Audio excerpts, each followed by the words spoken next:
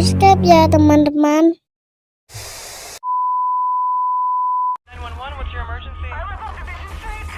For years, we have been assured that they would never harm us. Selama hampir 20 tahun lebih, kecerdasan buatan atau biasa kita sebut AI sudah banyak membantu umat manusia hampir di semua aspek kehidupan. Mulai dari sektor industri, pelayanan, keamanan, transportasi, rumah tangga, otomotif, militer, 4 sehat 5 sempurna, dan lain sebagainya. Hingga puncak pada tahun 2043, para robot atau humanoid tiba-tiba menggila, melanggar protokol keamanan, tidak bisa dikendalikan, dan menyerang semua warga sipil yang tak bersalah. If we produce things that are more intelligent than us, the first rule should be do not harm people. Dari hasil investigasi, dalang dibalik semua ini ternyata disebabkan oleh robot bernama Harlan, yang merupakan robot humanoid dari perusahaan Sepak Robotik. Awalnya, Harlan diciptakan untuk membantu memperbaiki kerusakan di planet bumi dengan berbagai solusi visionernya. Tapi kini ia telah dituduh meretas semua program robot yang sudah beredar, sekaligus ditetapkan sebagai teroris AI pertama di dunia. Named Harlan is the world's first AI terrorist. Harlan is responsible for overriding all. The AI terrorist Harlan has fled our world. Masih menjadi pertanyaan tentang bagaimana Harlan bisa memiliki kesadaran penuh dalam melakukan semua ini. Namun, yang terpenting sekarang adalah menghentikan para robot agar berhenti melakukan pengerusakan, sehingga militer melakukan serangan balik yang berhasil memukul mundur pasukan humanoid, di mana Harlan sendiri memutuskan untuk meninggalkan planet bumi. Namun sebelum itu, Harlan sempat meninggalkan pesan pada umat manusia bahwa tidak perlu mencariku karena aku akan segera kembali untuk menyelesaikan apa yang sudah aku mulai. This is the only way. 28 tahun setelah Harlan meninggalkan planet bumi, kita akan diperlihatkan dengan penggerebekan yang dilakukan oleh KBI atau semacam pasukan khusus di bidang cyber dan masih dalam naungan pemerintah. Mereka dibuat cukup tercengang dengan target mereka kali ini. Bagaimana tidak, robot yang mereka hadapi saat ini ternyata adalah salah satu robot ciptaan Harlan 20 tahun yang lalu. Sehingga muncul pertanyaan tentang bagaimana robot ini tidak bisa terdeteksi keberadaannya selama ini.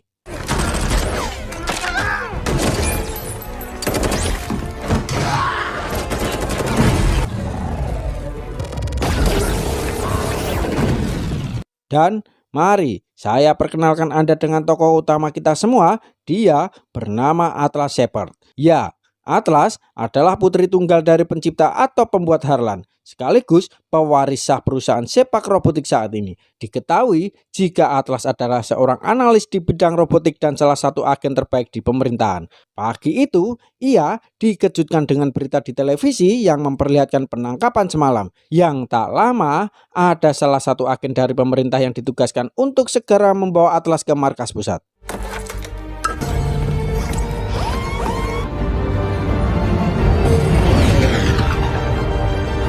Tiba di markas pusat, Atlas langsung disambut oleh Bapak Jenderal Jack, yang sama dibuat terkejutnya dengan Harlan yang cerdas meninggalkan salah satu robotnya di bumi bahkan sampai 20 tahun lamanya. Menyadari hal ini, Jenderal semakin yakin jika Harlan punya agenda besar untuk planet bumi. Sehingga inilah alasan Atlas dilibatkan dalam hal ini. Karena sejauh yang Jenderal tahu, hanya Atlaslah salah satu dari puluhan analis yang selalu berhasil membaca pergerakan Harlan selama ini.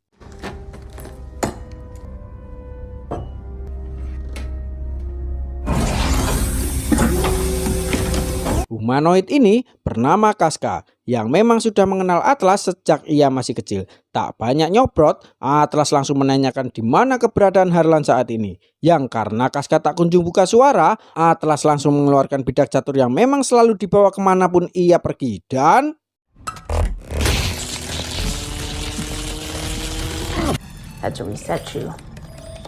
ternyata bidak catur itu terbuat dari magnet yang bisa merusak sistem kerja sebuah CPU.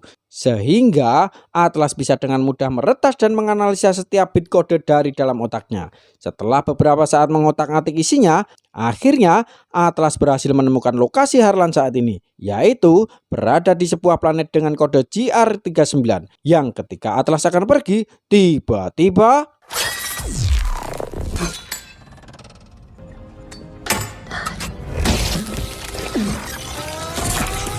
Selesai rapat dengan para petinggi, Jenderal memutuskan untuk mengirim pasukan terbaik tanpa menyertakan Atlas dalam misi. Jenderal sadar betul jika hanya Atlas lah yang paling tahu seperti apa karakter si robot Harlan. Namun, karena Atlas ada aset paling berharga dan takut terjadi sesuatu, Jenderal hanya menyuruh Atlas untuk memonitor dan memberi arahan dari planet bumi.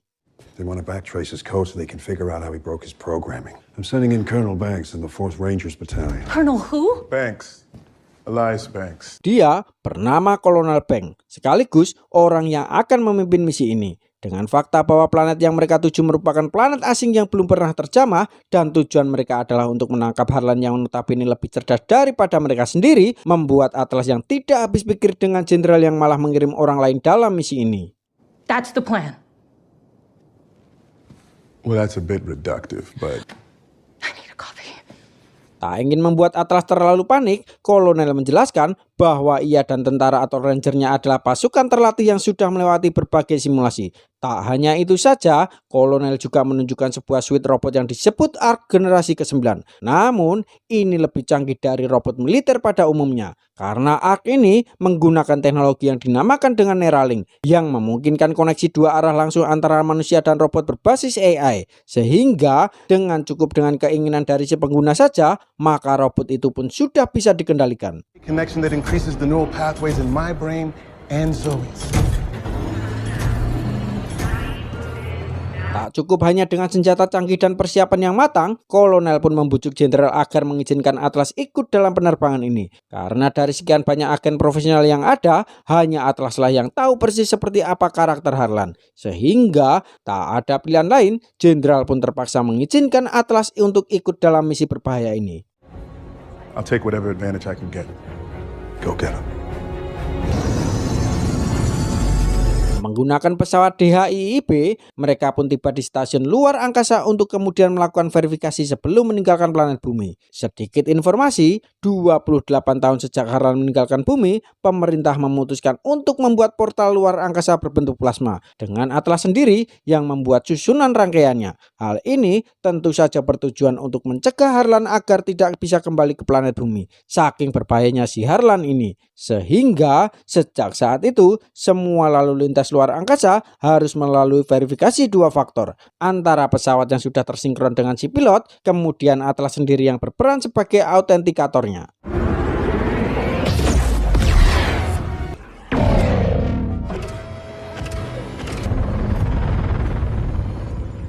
Disinilah kita akan diperlihatkan dengan betapa hati-hatinya seorang Atlas ketika ia sama sekali tidak pernah menggunakan cloud untuk menyimpan semua data penting yang ia miliki. Atlas justru lebih memilih kertas ketimbang internet karena gampang diretas.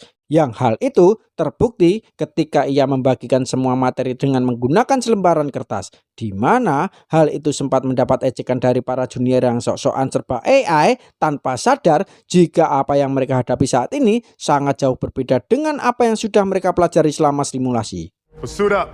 We're deploying 30.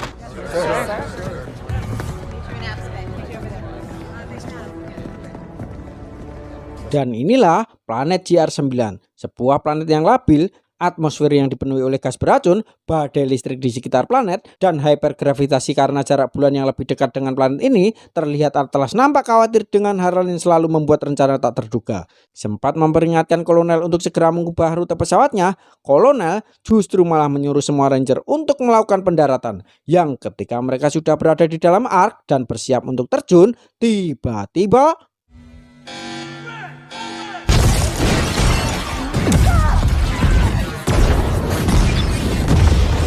ya, apa yang Atlas takutkan selama ini akhirnya kejadian. Belum juga terjun dari dalam pesawat, para ranger langsung dikejutkan oleh pasukan Harlan yang menyerang, di mana Kolonel langsung memerintahkan semua ranger untuk melakukan pendaratan darurat. Sementara itu, ia akan menyelamatkan Atlas yang sedang membutuhkan bantuan.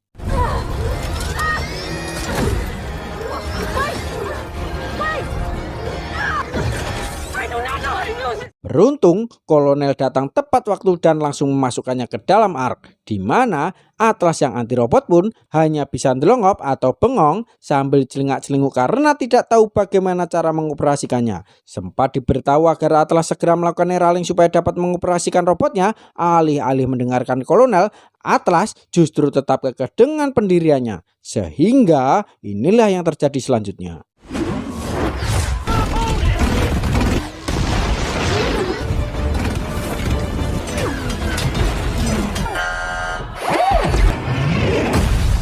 Dan disinilah Atlas sekarang terpisah dengan yang lain dan mendarat di sebuah pegunungan es tak berpenghuni. Sempat menghubungi pesawat DHIIB, namun tidak ada respon sama sekali. Atlas pun mulai mengkonfigurasi Ark miliknya secara manual sampai akhirnya ia dapat berkomunikasi dengan si robot yang memperkenalkan dirinya dengan nama Smith.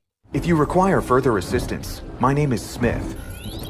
Is that really necessary? Karena Smith sejatinya diciptakan menggunakan modul Neuralink, tak banyak yang bisa Atlas lakukan kecuali menggunakan fitur atau ala kadarnya, yang salah satunya masih dapat digunakan untuk mencari lokasi kapsul penyelamat yang sebelumnya sudah kolonel atur. Sehingga Atlas langsung meminta Smith untuk segera meluncur ke sana.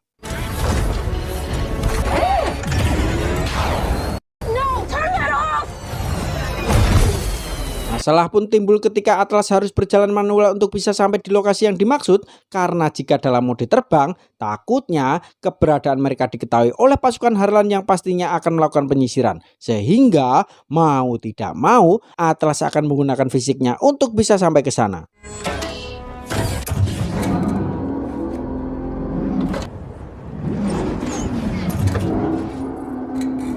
Seperti yang sudah saya jelaskan di awal, bahwa jarak dari planet ini dengan bulan jauh lebih dekat ketimbang dengan planet bumi dan bulannya. Yang jika jaraknya lebih dekat, maka itu berarti gravitasi yang dihasilkan pun akan lebih besar.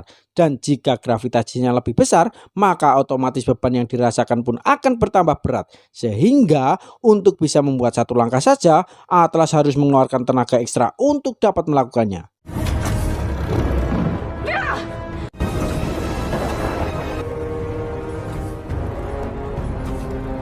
Di tengah perjalanan, Atlas tak sengaja menemukan titik pendaratan para ranger yang sebelumnya sudah kolonel buat. Di situ, ia melihat pemandangan menyedihkan ketika tak ada satupun yang tersisa dari para ranger. Dari ciri-ciri kerusakannya, bisa dipastikan bahwa mereka bukanlah mati saat sedang mendarat, melainkan sudah diserang oleh pasukan si Harlan. Sehingga, sebagai penghormatan terakhir, Atlas berinisiatif untuk mengumpulkan semua name tag para ranger untuk ia bawa kembali pulang ke planet bumi.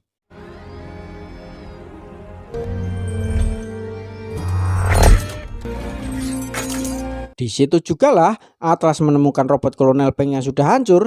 Namun yang aneh adalah kolonel sudah tidak ada di sana dan benar-benar menghilang tanpa jejak. Entah ia masih hidup atau tidak. Tapi tak berselang lama, mereka dikejutkan oleh kemunculan Casca dan pasukannya. Sempat dibuat heran dengan Casca yang ada di planet ini. Padahal jelas-jelas Atlas sudah menghancurkannya di planet bumi. Sehingga bisa disimpulkan jika Harlan mampu mengkloning para robot dalam jumlah banyak yang entah untuk apa tujuannya. Your logic is sound.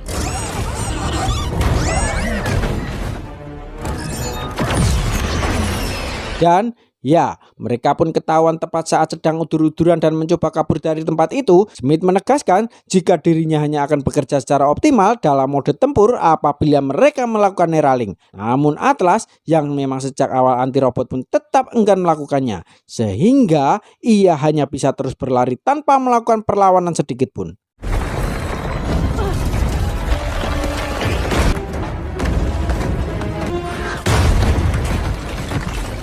Dalam keadaan terdesak, Smith menjelaskan jika setiap robot sudah dibekali dengan senjata bom ion yang bisa menghancurkan benda apapun dalam radius kurang dari 100 meter. Tetapi hanya boleh digunakan jika benar-benar dalam posisi kepepet saja. Karena selain hanya bisa digunakan satu kali, energi yang dibutuhkan juga tidak main-main, bahkan bisa menguras sampai 90% energi fusi pada si robot.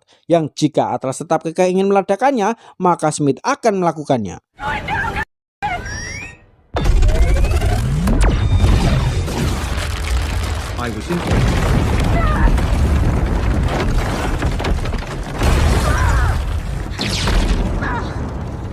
Selamat dari kejaran Casca, kini Atlas harus terjebak dalam gua dengan betis bagian kanan yang patah akibat benturan keras saat dia terjatuh tadi.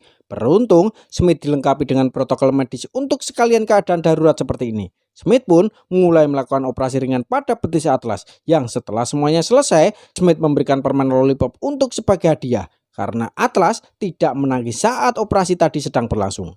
Did I do something funny? He gave me a lollipop for being a good patient. Dengan kondisi kaki yang cedera cukup serius, kini peluang mereka bertahan di planet ini menjadi semakin kecil. Bahkan dari hasil perhitungan Smith, mereka hanya punya waktu sekitar 14 jam lagi sampai oksigen yang ada benar-benar habis. Smith meminta Atlas untuk segera melakukan sinkronisasi agar semua fiturnya dapat digunakan dengan optimal. Setidaknya dengan sinkronisasi, Atlas tidak perlu capek-capek berjalan dengan menggunakan tenaganya sendiri. Syncing. This will only take a moment. Welcome to the Arc-9 initiation. Ketika sinkronisasi mencapai 40%, kini Atlas bisa mengakses beberapa fitur dari Smith. Salah satunya adalah peta 3 dimensi yang memperlihatkan secara jelas posisi mereka berdua saat ini. Sadar jika Harlan tidak menyisakan satupun dari korbannya, Atlas yang cerdas pun memutuskan mencari jalur lain untuk keluar dari gua ini dan melanjutkan misinya untuk pergi ke kapsul penyelamat secara diam-diam.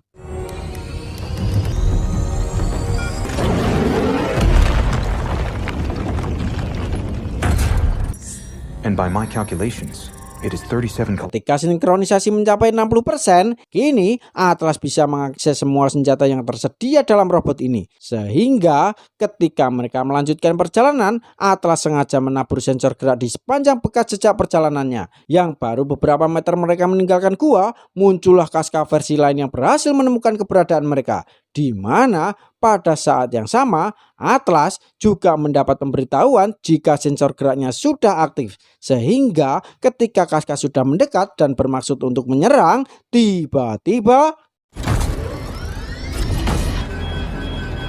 Do it.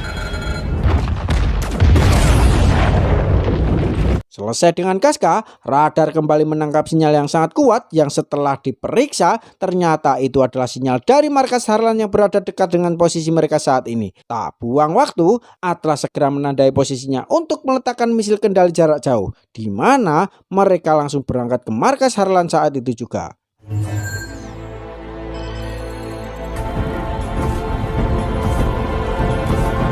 Singkat cerita, malam pun gerimis. Tibalah mereka di lokasi yang dimaksud dan langsung menancapkan bom misilnya. Yang alangkah terkejutnya Atlas saat mengetahui jika Harlan membangun sebuah pangkalan yang sangat-sangat besar di planet ini. Entah apa yang sedang ia kerjakan, Atlas yang masih penasaran pun kembali dibuat terkejut ketika ia melihat pesawat DHIIB yang ternyata belum hancur, melainkan dibawa ke pangkalan ini oleh Harlan yang entah untuk apa tujuannya. We have to get closer to see what he's doing to it.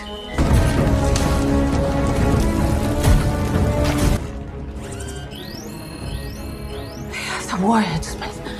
Dan ya, Harlan ternyata bermaksud untuk meledakkan planet bumi menggunakan hulu ledak nuklir yang terdapat dalam pesawatnya. Yang mana di saat bersamaan, Smith tiba-tiba mengalami malfungsi, membuat sistemnya mati dan harus tertangkap oleh tentaranya si Harlan.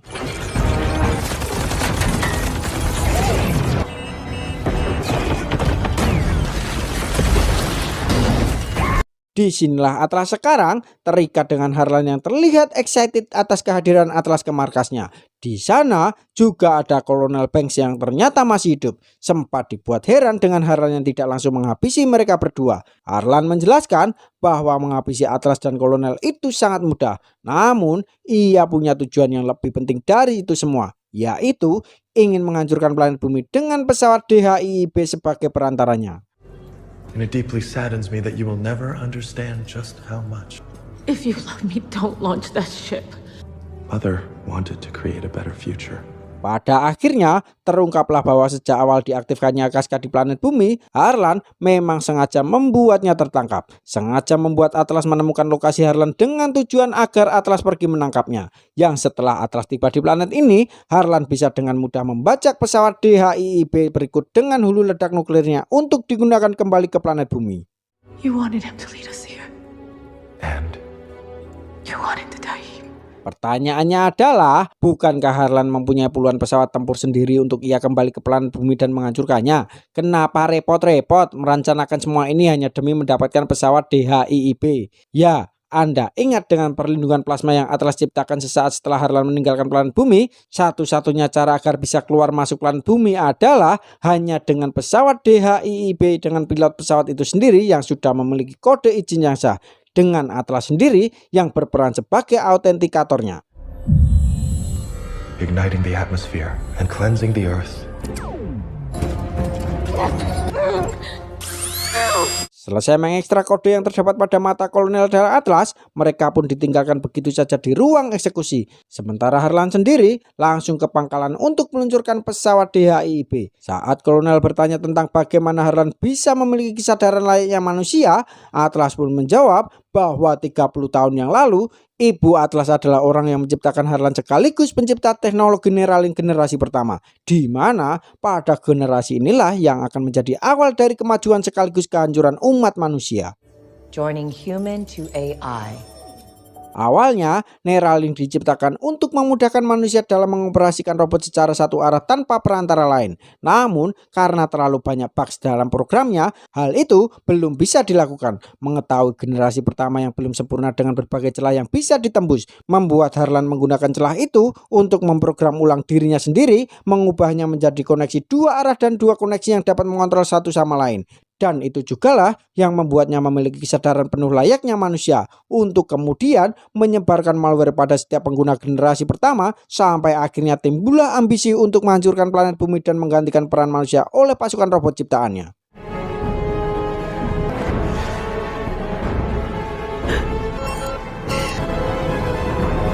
Menggunakan Neuralink milik kolonel, Atlas pun mencoba untuk kembali terhubung dengan Smith, yang setelah ia sudah aktif, muncul kembali masalah saat koneksi mereka ternyata baru 93%, yang berarti Smith tidak dapat dikendalikan dari jarak jauh, sehingga mereka segera menyelesaikan sinkronisasi tepat saat pasukan si Harlan kembali untuk mengeksekusi mereka berdua. Dan karena sebelumnya Harlan sudah melucuti semua persenjataan Smith, kini Atlas terpaksa menggunakan beberapa rongsokan dari dalam ruang eksekusi untuk sebagai senjata, dan inilah yang terjadi.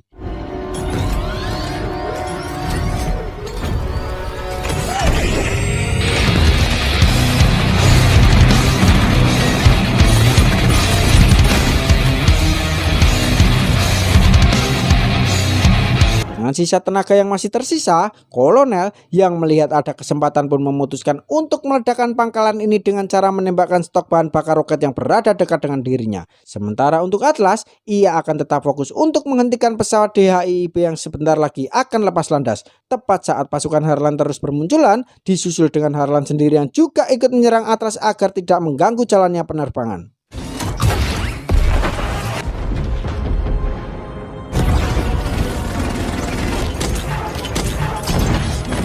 Terlambat bagi Atlas karena pesawat sudah lepas landas dan sebentar lagi akan meninggalkan pangkalan ini, di mana Atlas yang belum menyerah pun meminta Smith untuk meretas misil dan mematikan hulu ledaknya dari jarak jauh. Sementara untuk Atlas sendiri, ia akan bersiap untuk menembak pesawatnya tepat saat Harlan juga menembaki Smith dari belakang.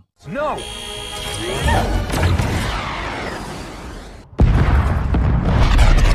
Tepat saat Atlas akan pergi ke lokasi kapsul penyelamat, muncullah Harlan yang mencegat dan langsung menyerangnya. Menggunakan pedang portable yang bisa berubah bentuk menjadi cambuk, Harlan pun mengincar reaktor fusi milik Smith. Namun apa yang terjadi?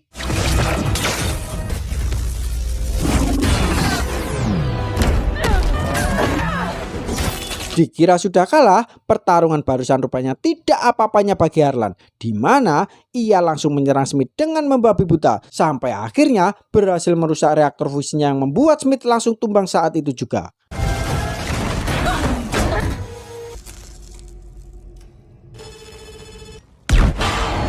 Rupanya meriam dada yang barusan diledakkan masih belum cukup untuk membuatnya tumbang. Harlan kembali menyerang Smith dengan menebas satu persatu bagian tubuh robotnya, menghantam reaktor fusinya yang kali ini benar-benar membuat Smith mati total. Yang ketika ia tinggal menghabisi Atlas yang sudah tak berdaya, tiba-tiba I'm sorry.